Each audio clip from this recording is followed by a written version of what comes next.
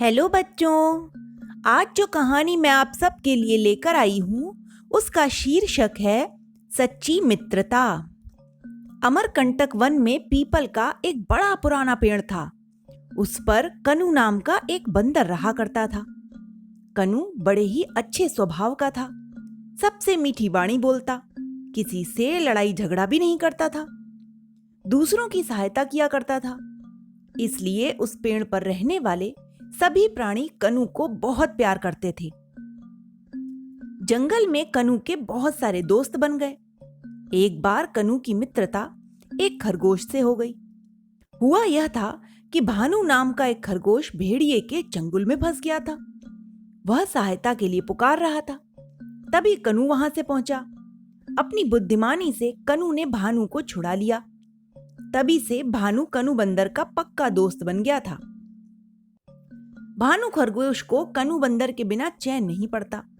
वह सुबह सुबह पीपल के पेड़ के नीचे आ जाता और कनु को पुकारने लगता। फिर दोनों घूमने निकल पड़ते। सुबह सुबह ठंडी हवा में वे टहलते और अपना स्वास्थ्य बनाते। रास्ते में कनु कभी किसी बूढ़े जानवर की सहायता करता तो कभी किसी असहाय पक्षी की सेवा किया करता। भास्कर नाम का एक बूढ़ा हाथी जंगल में रहता था। वह बड़ा ही दुर्बल था, अपना कुछ भी काम नहीं कर पाता। कनु प्रतिदिन उसके लिए खाना जुटाकर रख जाता। इस प्रकार कनु बंदर का सुबह का सारा समय दीन दुखी जानवरों की सेवा करने में ही व्यतीत होता था। इसके बाद दोनों मित्र खाना खाने के लिए जाते थे। कनु कभी किसी जामुन के पेड़ पर चढ़ जाता तो कभी अमरूद के।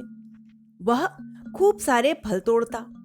कनु बंदर और भानु खरगोश दोनों मिलकर उन्हें खाते थे, फिर टहलते हुए वापस आ जाते। पीपल के उसी पेड़ पर सोनी नाम की एक गिलहरी भी रहती थी। वह कनु और भानु की मित्रता देख देख कर चिढ़ती। खुद तो उसकी किसी से बनती नहीं थी, उसका कोई भी मित्र नहीं था। इसका कारण सोनी का स्वभाव था। वह जरा सी बात में गुस्सा हो जाती, चाहे जब किसी को उल्टी सीधी कड़वी बातें सुनाने लगती। इसीलिए सभी उससे कतराते थे, बचते थे। सोनी गिलहरी फूट डलवाने में भी बड़ी चतुर थी। वह इस प्रकार की बातें करती कि सुनने वाला पूरी तरह उसकी बातों में आ जाता। सोनी ने कनु बंदर को भी खरगोश के विरुद्ध बहुत भड़काया। वह बोली, कनु, तुम्हें पता नहीं है वो भानु खरगोश कितना चालाक है। ये तुम्हारी पीठ पीछे बुराई करता है। इस पर कनु बोला, दीदी, मुझे भानु पर विश्वास है। उसे मेरा जो भी व्यवहार बुरा लगेगा उसके बारे में वो मुझसे कहेगा। वह कभी मेरे पीछे मेरी बुराई नहीं करेगा। इस प्रकार प्रतिदिन ही सोनी कनु बंदर को भानु खरगोश के विरुद्ध भड़काती। पर कनु समझदार था। उसकी बात एक कान से सुनता और दूसरे से निकाल देता था। जब कनु पर कोई वश न चला तो सोनी गिलहरी ने चुपके चुपके भानु खरगोश के कान भरने शुरू कर दिए। वह कहने लगी, देख लेना, कनु के चक्कर में तुम किसी दिन अपने प्राण गंवा बैठोगे। कनु की दोस्ती नंदू भेड़िए से है। वह किसी दिन तुम्हें उसके हवाले जरूर कर देगा, इसीलिए तो वो तुम्हें पाल रहा है। सोनी की बातें धीरे धीरे भानु के मन पर असर करने लग गईं। उसके मन में कनु बंदर के लिए मित्रता जैसा कोई भाव रहा ही ना। दोनों साथ साथ घूमने तो जाते, पर भानु खरगोश पहले की भांति प्रसन्न मन से बातें न करता। कनु समझ गया कि जरूर दाल में कुछ काला है। हो न हो सोनी गिलहरी ने भी भानु के कान भरे हैं। वह भानु से बोला, मित्र, मैं देख रहा हूं कि तुम्हारे मन में मेरे लिए पहले जैसा स्नेह नहीं है। मन में स्नेह न रहने पर कैसी मित्रता। फिर अच्छा हो कि हम अपनी मित्रता ही समाप्त कर दें। यह सुनकर भानु सकपका गया। फिर गुस्से में भरकर कहने लगा, मित्र, कभी अपने मित्र का बुरा नहीं सोचना चाहिए। मैंने तेरे लिए क्या बुरी बात सोची है? कनु ने पूछा। तुम मुझे नंदू भेड़ियों को खिलाने की बात सोचते हो, भानु ने गुस्से में आकर कहा। फिर कनु पूछने लगा, यह तुमसे किसने कहा है?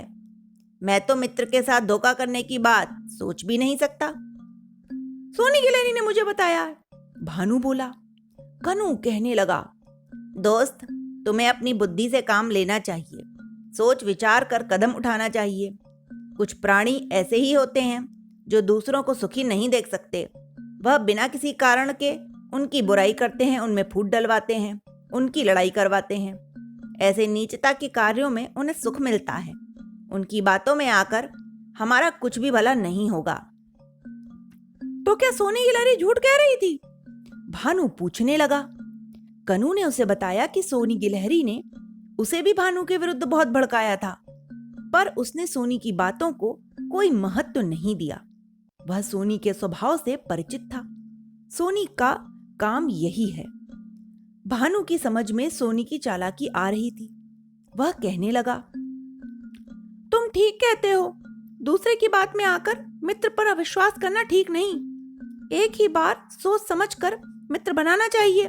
वह मित्रता का हमेशा निर्वाह करना चाहिए। मित्र की आड़ में धोखे की बात तो नीच और दुष्ट ही सोचा करते हैं। तुम्हें मुझे भेड़िए को खिलाना होता तो पहले ही क्यों बचाते? फिर वह कनू के पैरों में गिरते हुए बोला, मैंने तुम पर अविश्वास किया, मुझे माफ कर दो, मुझे माफ कर दो। भानु को उठाकर उसकी पीठ सहलाते हुए कनू बोला, मैंने तुम्हें माफ किया, पर आगे ध्यान रखना, कभी दूसरों की बातों में ना आना। तुम्हें मुझसे जो भी शिकायत हो सीधे मुझसे ही कहना। जो दूसरों की बातों में आकर बहक जाता है, मित्र पर अविश्वास करने लगता है, वह जीवन में सच्चा मित्र कभी नहीं पा सकता।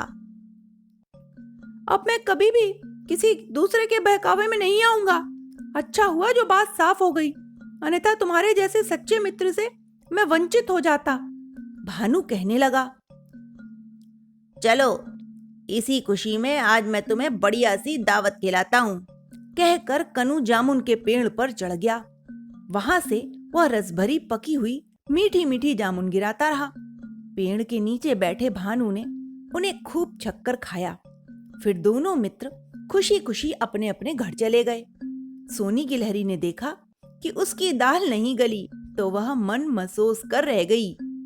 तो बच्चों, इस कहानी में जो हमें शिक्षा देखी है वो ये है कि हमें दूसरों की बातों में आकर अपने मित्र पर अविश्वास नहीं करना चाहिए, क्योंकि मित्रता की नींव ही विश्वास पर टिकी होती है। Okay, bye.